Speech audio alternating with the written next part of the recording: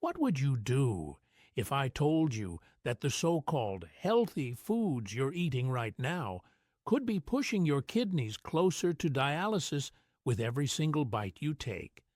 Have you ever looked at your lab results and wondered how something as simple as what was on your plate could determine whether your kidneys continued to function or failed silently, progressively, without any warning whatsoever? Because this is the uncomfortable, undeniable truth for millions of people living with compromised kidney function right now.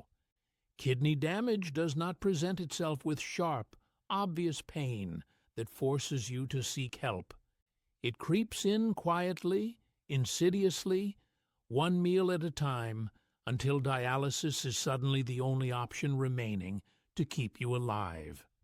The most deadly trigger, however, is not sugar, fat, or even protein, as most people assume.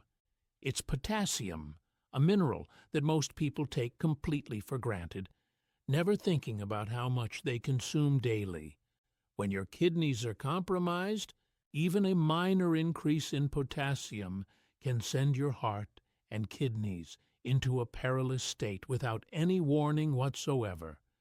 You may appear to be fine on the outside, functioning normally, but potassium can accumulate within your body silently, disturbing your heart's rhythm, increasing creatinine levels, and lowering your GFR faster than you ever anticipated possible.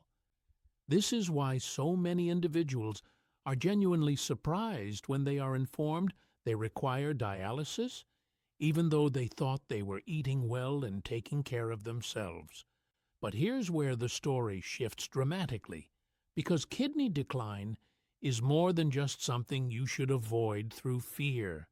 It is about eating strategically, intelligently, to protect your kidneys on a daily basis with every single meal you consume.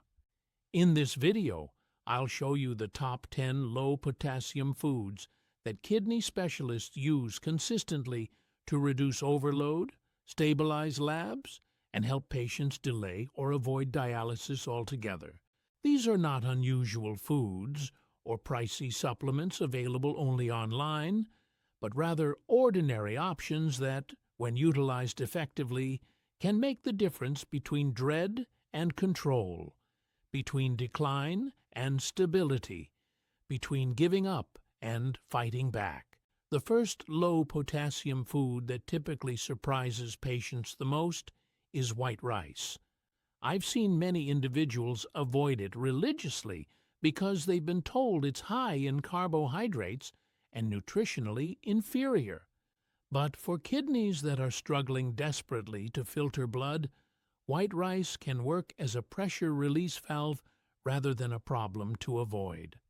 I recall a gentleman in his early 60s who walked into my clinic absolutely terrified. His potassium levels continued to rise dangerously.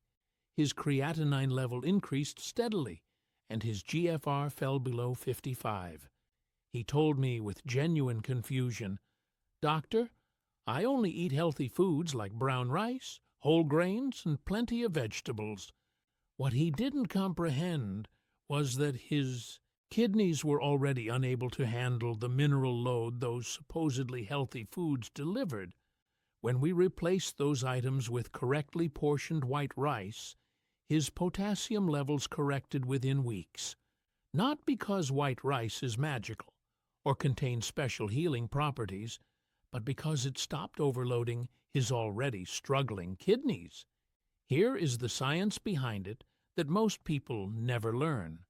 1 cup of cooked white rice has approximately 50 to 60 milligrams of potassium, which is significantly below the 200 milligram threshold for low-potassium foods. Brown rice, in comparison, contains roughly 3 times more potassium and phosphorus, putting additional unnecessary load on damaged filtering systems. When your kidneys cannot eliminate potassium efficiently anymore, every single milligram counts significantly, and white rice provides energy without putting your kidneys to work overtime just to stay safe. The second kidney protective food simple white, pasta or spaghetti. Many patients tell me they stopped eating pasta out of fear that it might aggravate their illness, when in truth the problem was never the pasta itself, but what their kidneys were forced to process along with it. I remember a woman in her late 50s who sat across from me absolutely fatigued and frustrated. Her creatinine levels were rising steadily. Her GFR was dropping into the low 50s, and she felt continually weak no matter how much she rested. She had eliminated pasta, rice, and bread completely, replacing them totally with nutritious whole grains and beans that everyone recommended. Her lab results did not improve at all. Rather, they worsened progressively. When we reintroduced simply plain pasta that was appropriately portioned and free of heavy sauces, her potassium levels stabilized. Her appetite returned, and for the first time in months, she felt energized enough to function. Here's why it happened. A 100-gram portion of cooked plain pasta has approximately 30 to 40 milligrams of potassium, putting it well below the low potassium threshold. Whole grain or legume-based pastas, on the other hand, can triple or quadruple that potassium burden while also including phosphorus, which failing kidneys cannot effectively eliminate. The third kidney protective food is white bread, specifically understanding the distinction between white and whole grain breads. I've seen several patients convert to whole wheat, believing they're protecting their bodies, only to quietly overload their kidneys day after day without realizing what's happening. One man in his early 70s told me earnestly, "Doctor, I did everything correctly. I gave up white bread years ago." Yet his potassium levels continued to rise, his creatinine levels remained unstable, and his GFR continued to decline despite his best efforts. When we looked closely, the issue was not how much bread he ate, but which bread he chose. After replacing dense, seeded whole grain loaves with basic white bread, his potassium levels stopped rising after meals. Here's science that most people never hear. A single slice of white bread normally provides 30 to 40 milligrams of potassium. However, whole grain or multigrain breads can range from 70 to well over 130 milligrams per slice, particularly when seeds, bran, or phosphate additions are used. The fourth kidney protective food is egg whites, which discreetly become one of the most effective weapons for protecting weaker kidneys while maintaining strength and vitality. I recall a gentleman in his late 60s who had begun skipping protein almost entirely due to fear. His creatinine level was high, his GFR was decreasing, and he feared protein itself was damaging his kidneys progressively. What he didn't grasp was that the main threat wasn't protein consumption, but the wrong kind of protein. When we added egg whites to his meals strategically, his labs normalized, his muscle strength improved, and his energy gradually returned. For the first time, he no longer had to choose between protecting his kidneys and maintaining his body. Here's why egg whites differ dramatically. One large egg white contains around 50 to 55 milligrams of potassium, almost no phosphorus, and provides high-quality protein with a very minimal nitrogen waste burden. Whole eggs, while beneficial for healthy people, contain substantially more phosphorus and fat, which weakened kidneys struggle to eliminate efficiently. The fifth kidney protective food is plain corn flakes, which typically surprises everyone.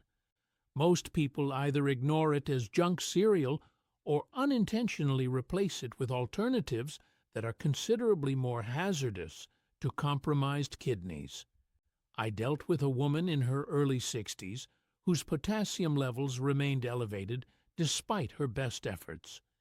She proudly informed me that she ate healthy cereal every morning, including whole grains, bran, seeds, and nuts.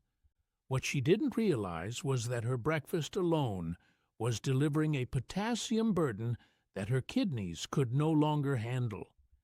After we switched her to plain cornflakes with a low-potassium milk replacement, her potassium level stabilized within a month. 1 cup of plain cornflakes has approximately 20 to 30 milligrams of potassium, placing it well below the 200 milligram low-potassium threshold. Compare that to bran or whole grain cereals, which can contain more than 200 milligrams per serving even before milk is added. The 6th kidney protective food is unsalted popcorn, which surprises almost everyone. I remember a patient who kept asking me why his potassium levels were usually higher in the evening, despite the fact that he ate properly at meals. When we looked closely, the solution was not lunch or supper, but the snacks in between. Crackers, almonds, chips, and so-called healthy snacks were silently accumulating potassium and sodium throughout the day. When we replaced those snacks with air-popped unsalted popcorn, his nighttime potassium spikes went away within weeks. When unseasoned, 1 cup of air-popped popcorn has only approximately 25 to 30 milligrams of potassium, essentially no phosphorus additions and almost no sodium. Compare that to almonds or granola bars, which can include 150 to 300 milligrams of potassium per serving. The 7th kidney protective food is plain white bagels, which many kidney patients are given incorrect counsel about. Most people hear the word bagel and immediately think too much carbohydrate, which is bad. So they either avoid it entirely or replace it with options that discreetly cause considerably more damage to fragile kidneys. A regular plain white bagel contains approximately 80 to 120 milligrams of potassium, depending on size and brand. When portions are regulated carefully, the potassium content remains low. Compare that to multigrain, seeded, or whole wheat bagels, which can easily contain more than 200 to 300 milligrams of potassium. The 8th kidney protective food is tapioca, which rarely comes up in kidney conversations, not because it is unsuccessful, but because it is almost too quiet to be noticed by most people. I recall a patient in her early 70s whose renal function had deteriorated to the point where almost every meal caused nausea and exhaustion. She was scared to eat because of the potassium spikes, and she was losing weight steadily. Something happened when we introduced tapioca in small, regulated portions. Her labs did not fluctuate wildly.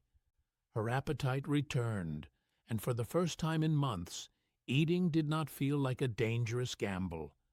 Cooked tapioca pearls have essentially no potassium, around 1 milligram per tablespoon, no phosphorus and no sodium. Tapioca, unlike oats, cream of wheat, or even rice-based porridges, provides calories, without requiring the kidneys to filter electrolytes that they cannot discharge. The 9th kidney protective food is arrowroot, which may not appear remarkable or trendy, yet it can be one of the most soothing and forgiving starches available for kidneys under stress. I recall a patient in his late 60s who had finally gotten his potassium under control, but he continued to feel weary after eating. The problem wasn't what he was eating, but how his intestines and kidneys worked together. When we replaced typical thickeners and grains with arrowroot, his bloating relieved, meals felt lighter, and his labs stopped bouncing wildly. Arrowroot has approximately 10 to 15 milligrams of potassium per tablespoon with no phosphorus or sodium additions. Arrowroot, unlike cornstarch mixes, flours, and grain-based thickeners, places essentially little electrolyte demand on weaker kidneys. The 10th and final kidney protective food is cornstarch porridge, which frequently feels almost too basic to be effective. Yet, for many kidney patients on the verge of dialysis, cornstarch porridge silently becomes the difference between stability and rapid deterioration. I've worked with patients whose GFR had dropped into the 30s, occasionally lower, and practically every meal resulted in nausea, metallic taste, or crushing weariness. Eating became a daily battle. When cornstarch porridge was gradually added, something changed. Their bodies finally obtained energy without experiencing potassium surges, phosphorus excess, or intestinal issues. Cooked cornstarch contains only 2 to 5 milligrams of potassium per tablespoon and has no natural phosphorus or sodium. That means a half-cup serving of properly made porridge is substantially below the daily potassium limit. If you've made it this far, I'd like you to know something vital. Taking the time to understand your kidneys puts you ahead of most people. Kidney disease might be daunting, but it is neither a death sentence nor a failure. Every wise decision you make, every portion you manage, and every lab value you learn to respect is a step toward preserving the function you still have. Now, let me share the critical preparation methods that determine whether these 10 foods actually protect your kidneys or accidentally sabotage them. Simply knowing which foods are low in potassium isn't enough if you're preparing them incorrectly. The cooking method, portion size, and what you add to these foods can either amplify their benefits or completely negate them. For white rice, the preparation method makes an enormous difference. Cook rice in extra water, approximately 3 to 4 cups of water per cup of rice. Then drain the excess water after cooking. This simple step removes residual minerals that would otherwise concentrate during cooking. Never save and eat the starchy water. Discard it completely. This draining method can reduce potassium content by an additional 15 to 20% beyond what's already naturally low. Season rice only with kidney-safe herbs like parsley, basil, or a tiny amount of garlic powder. Never add salt, soy sauce, or bouillon cubes, which load rice with sodium that forces your kidneys to work overtime, managing fluid balance. A half to 1 cup serving of properly prepared white rice provides safe energy without electrolyte stress. For white pasta, the cooking and rinsing process is absolutely critical. Boil pasta in a large pot of unsalted water until just tender, then drain completely and rinse under running water for 30 seconds. This rinsing removes surface starch and any minerals that leached out during cooking. It also prevents the sticky, clumpy texture that makes pasta less appealing. The real danger with pasta comes from what you put on top. Tomato-based sauces are potassium bombs containing 400 to 800 milligrams per cup. Cream-based sauces are loaded with phosphorus and sodium. Instead, toss pasta lightly with olive oil, fresh herbs, and finely diced low-potassium vegetables like bell peppers or zucchini. A simple garlic and olive oil preparation where you sauté minced garlic in olive oil for 60 seconds, then toss with drained pasta, creates satisfying flavor without mineral overload. Limit portions to 1 cup cooked pasta per meal. Eating more might seem harmless since pasta is low potassium, but excessive carbohydrates without adequate protein can cause blood sugar instability that indirectly stresses kidneys. For white bread, storage and freshness matter more than most people realize. Fresh bread from the bakery section often contains fewer preservatives and additives compared to shelf-stable packaged varieties. Check ingredient labels carefully. Avoid breads with added seeds, dried fruits, or whole grain mixtures mixed into white bread, as these additions significantly increase potassium content. Toast bread lightly to improve digestibility and reduce the glycemic impact. Never spread butter heavily, as dairy fat increases phosphorus load. Instead, use a thin scrape of unsalted butter or a kidney-safe spread. Limit consumption to 1 to 2 slices daily. Eating an entire loaf over a few days delivers far more potassium than intended. For egg whites, separation technique and cooking method both matter. If you're separating eggs yourself, be meticulous. Even small amounts of yolk contamination add phosphorus and fat that weakened kidneys struggle with. Many grocery stores sell cartons of pure liquid egg whites, which eliminates separation concerns entirely and ensures consistent potassium content. Cook egg whites without adding salt, butter, cheese, or heavy cream.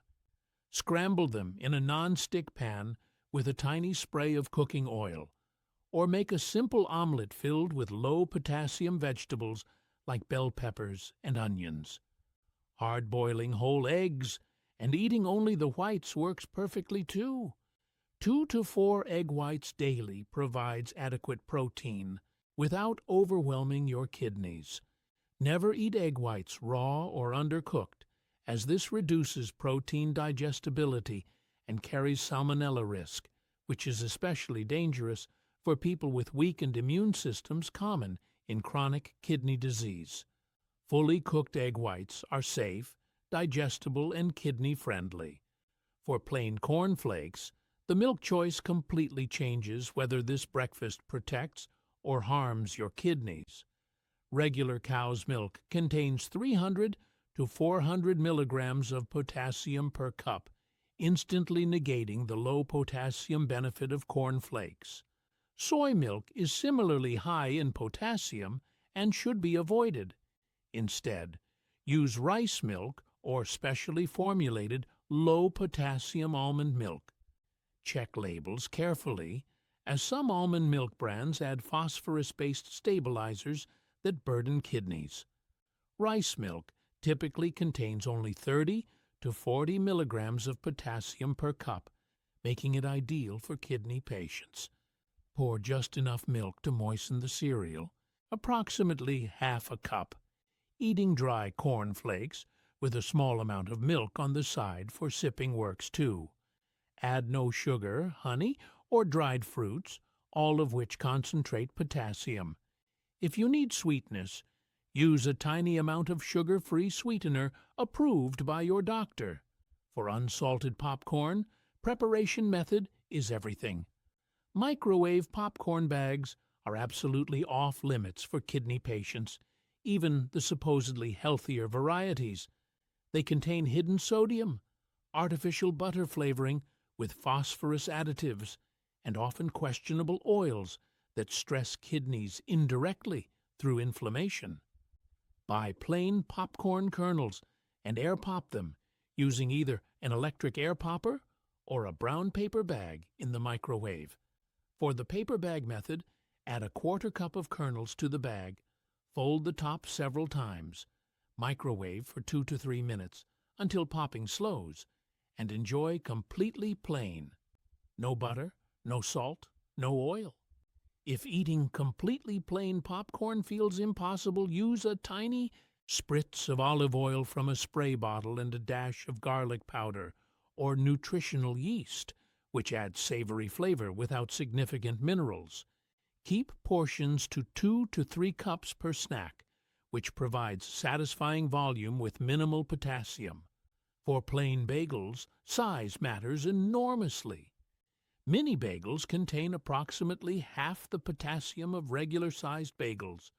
Choose mini bagels when available, or cut regular bagels in half and save the other half for another meal. Never eat an entire large bagel in one sitting, as even low-potassium foods become moderate potassium foods when portions double. Toast bagels lightly and top with kidney-safe spreads. Cream cheese in small amounts, about 1 tablespoon, adds flavor without excessive potassium.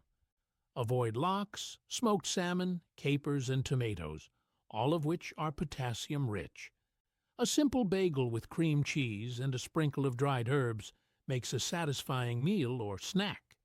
For tapioca, cooking method determines texture and digestibility.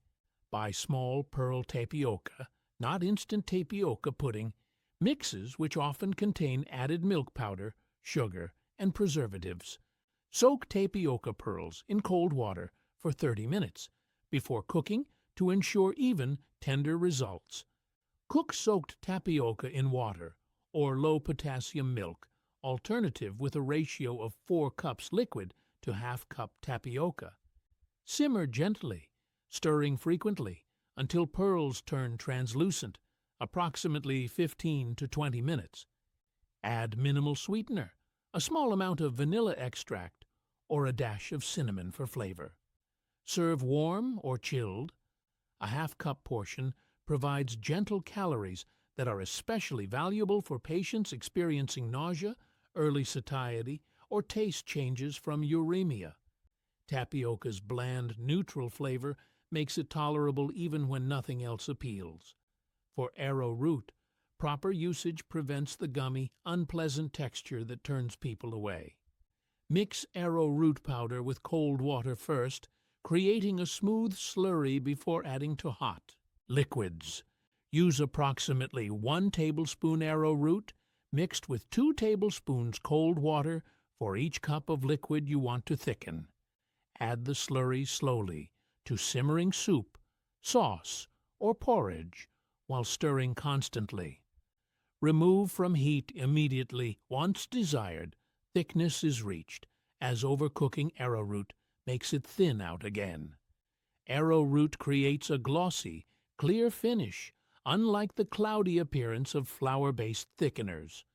Use arrowroot to thicken low-potassium vegetable soups, making them more satisfying without adding cream or cheese. It also works beautifully in fruit-based sauces, using low-potassium fruits like blueberries or cranberries, creating dessert-like toppings without mineral overload. For cornstarch porridge, the cooking ratio and technique create either a soothing meal or a gluey, unpalatable mess.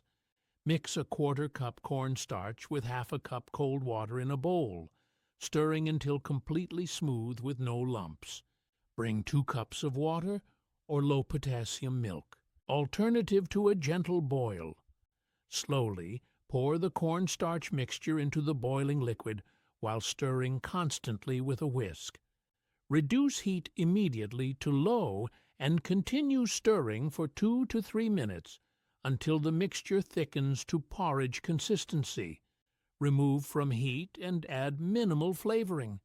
A small drizzle of honey, a dash of cinnamon, or a few drops of vanilla extract provides sweetness without adding potassium. Serve warm. A 1-cup serving provides approximately 150 calories with virtually no potassium, making it ideal for patients who need calories but cannot tolerate mineral-rich foods. Let me now address the psychological aspects of eating for kidney protection. Many patients feel deprived, restricted, and miserable when told they must limit so many foods they once enjoyed. This emotional response often leads to complete abandonment of dietary changes or dangerous all-or-nothing thinking, where they either follow rules perfectly or give up entirely. The truth is this: kidney protective eating isn't about deprivation or punishment. It's about strategic substitution and intelligent choices that let you continue enjoying meals while protecting the kidney function you still have. You're not losing your favorite foods forever. You're discovering new preparations and combinations that happen to love your kidneys back. That morning toast you enjoy? It's still possible with white bread and kidney-safe spreads. That comforting bowl of pasta? Absolutely achievable with proper portions and safe toppings. That satisfying breakfast cereal? Completely fine with corn flakes and rice milk. You're not giving up comfort. You're redefining it in ways your kidneys can handle. Food provides both physical nourishment and emotional comfort. Meals mark celebrations, connect us to memories, and provide structure to our days. With knowledge, creativity, and patience, you can build eating patterns that satisfy both your body and your spirit, while protecting kidney function. The goal isn't perfection, which is impossible to maintain long term. The goal is consistent progress. Most patients who successfully slow kidney decline don't follow perfect diets. They make mostly good choices most of the time, understanding that occasional variations won't destroy their kidneys as long as the overall pattern protects them. One final critical point. These 10 low-potassium foods work best as part of comprehensive kidney protective eating, not as isolated magic bullets. You also need adequate fluid intake, limited sodium, controlled protein, limited phosphorus, and avoidance of processed foods. Work closely with your nephrologist and renal dietitian to create individualized eating plans addressing your specific lab values, medications, and kidney disease stage. Monitor labs regularly. Celebrate when potassium, creatinine, and GFR stabilize or improve. Adjust food choices when labs show concerning trends. Most importantly, never lose hope. Kidney disease progression isn't inevitable.